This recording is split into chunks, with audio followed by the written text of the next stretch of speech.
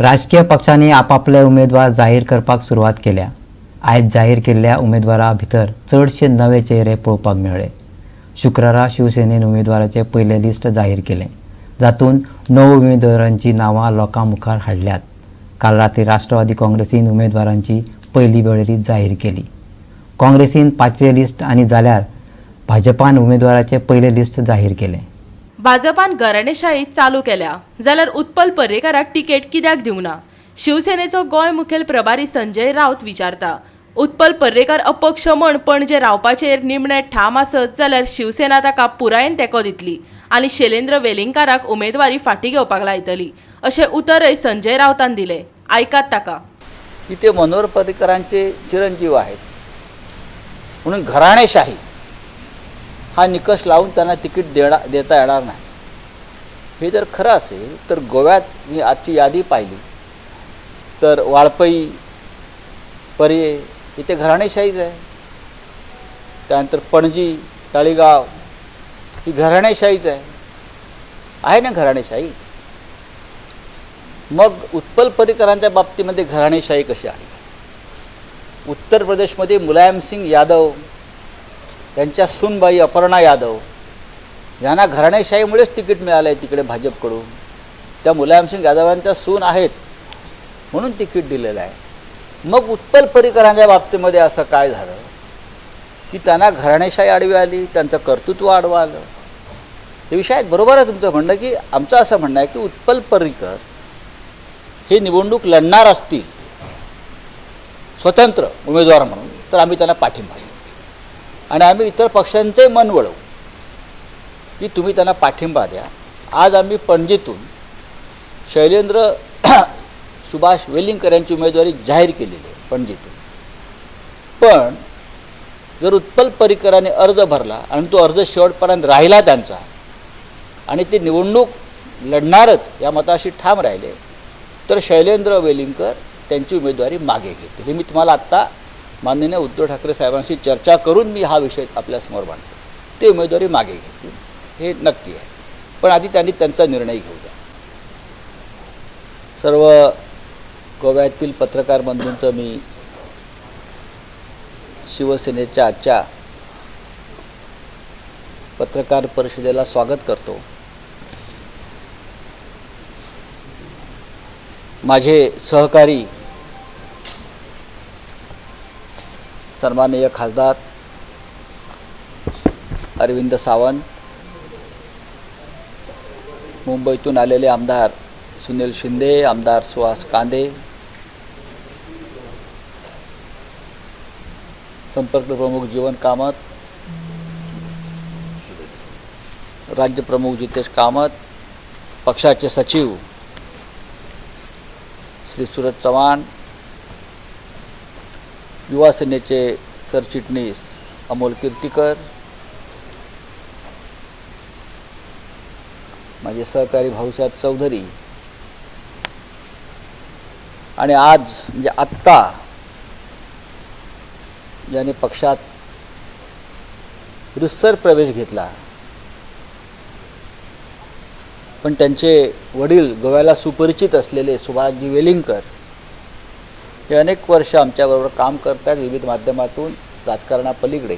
असे गोव्याचे सुपरिचित असे एक व्यक्तिमत्व सुभाषजी वेलिंगकर, त्यांचे चिरंजीव आणि त्यांचं स्वतःचं एक स्थान या गोव्याच्या अनेक आंदोलनात, सामाजिक चळवळीत आहेत असे श्री शैलेंद्र वेलिंगकर यांचं मी शिवसेना परिवारात स्वागत करतो। आणि त्यांच्यावर गोव्याच्या उपराज्य प्रमुख पदाची आम्ही जबाबदारी देत आहोत। राष्ट्रवादी काँग्रेस पक्षाबरोबर जी पत्रकार परिषद झाली त्यात मी सांगितलं की हिंदी भाषिक पट्ट्यामध्ये आयाराम गयाराम हा शब्द प्रचलित आहे, पण गोव्याच्या बाबतीत म्हणायचं तर आलेमाव गेलेमाव ही एक नवीन राजकारणातला वाक्प्रचार, आलेमाव गेलेमाव। कारण काय कधी कोण आले, कधी कोण गेले, कधी कोण बंड करेल याचा आता भरोसा नाही।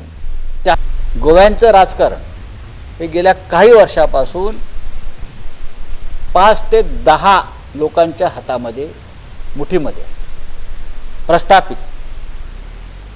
मग हे भूमाफिया आहेत, हे धनदांडगे आहेत, ही राजकीय घराणी आहेत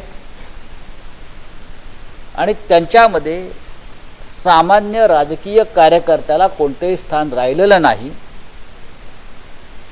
इतक्या भ्रष्ट पद्धतीनं गोव्याच्या निवडणुका लढल्या जातात आणि राज्य चालवलं जात आहे. आणि त्याच्यामुळे आम्ही असं ठरवलं की या प्रस्थापितांना जर घरी बसवायचं असेल, ही आलेमाव गेलेमाव संस्कृती जर मोडून काढायची असेल, तर जनतेतले सामान्यातल्या सामान्य उमेदवारांना उमेदवारी गोव्यात द्यायची, जी आम्ही महाराष्ट्रात करतो. आज 9 उमेदवारांची घोषणा आम्ही करतो आहोत. ते असे आहेत: पेडणे, म्हापसा, शिवोली, हळदोणे, पणजी, पर्ये, वाळपई, वास्को आणि केपे. जाल्यार भाजपान पहिली आणि काँग्रेसीन उमेदवारीची 5वी वळेरी जाहीर केली. शिवसेनेत प्रवेश झाल्यामुळे ज्या प्रकारचं राजकारण माननीय बाळासाहेब ठाकरेंनी ज्याची मुहूर्तमेढ संपूर्ण महाराष्ट्रात आणि आता पॅन इंडिया राष्ट्रीय पक्ष ह्या मान्यतेच्या स्वरूपात शिवसेना एक आश्वासक असं ऑप्शन जे आहे भारतीय राजकारणात, असं स्थान शिवसेनेचं निर्माण झालं आहे. 80% समाजकारण आणि त्याला जोड देणारं 20% राजकारण, अशा प्रकारची भावना समोर ठेवून ज्या प्रकारचं कार्य माननीय बाळासाहेब ठाकरेंनी उभं केलं, त्याचाच पुढे कित्ता गिरवण्याचं यशस्वी काम माननीय उद्धवजी ठाकरे मुख्यमंत्री जे आहेत महाराष्ट्राचे, आणि इकडचं स्थानिक नेतृत्वसुद्धा गोमंतकीय अनेक गोष्टींनी महाराष्ट्राशी तसा जोडला गेलेला आहे.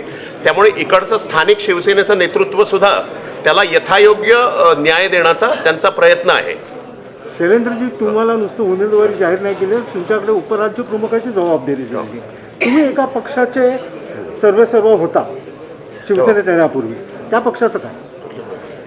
नाही, गोवा सुरक्षा मंचबद्दल तुम्ही समजा बोलत असाल तर गोवा सुरक्षा मंच सध्या राजकीय परिस्थितीत ज्या प्रकारचं राजकारण, आसुरी वृत्तीचं राजकारण, पैशांच्या आधारावरती, मनी आणि मसल पॉवर, धनबल आणि बाहुबलाच्या आधारावरती राजकारण जे प्रदूषित झालं आहे, गढूळ झालं आहे, सर्वपक्षीय नेतृत्व जे आहे ते दुर्दैवानं अत्यंत, जसं माननीय राऊत साहेबांनी सुद्धा सांगितलं की भूमाफिया, ड्रग्ज माफिया अशा प्रकारची प्रवृत्ती ऑफिशियली राजकारणात येऊन त्यांनी ज्या प्रकारचं काम चालवलं आहे, त्याला विरोध म्हणून एक विरोधाची शक्ती उभी राहावी आणि जनमत ह्याच्या आधारावरती एक राजकीय पक्ष निर्माण व्हावा, अशा प्रकारची एक ध्येय धोरणं घेऊन गोवा सुरक्षा मंच याची स्थापना झाली.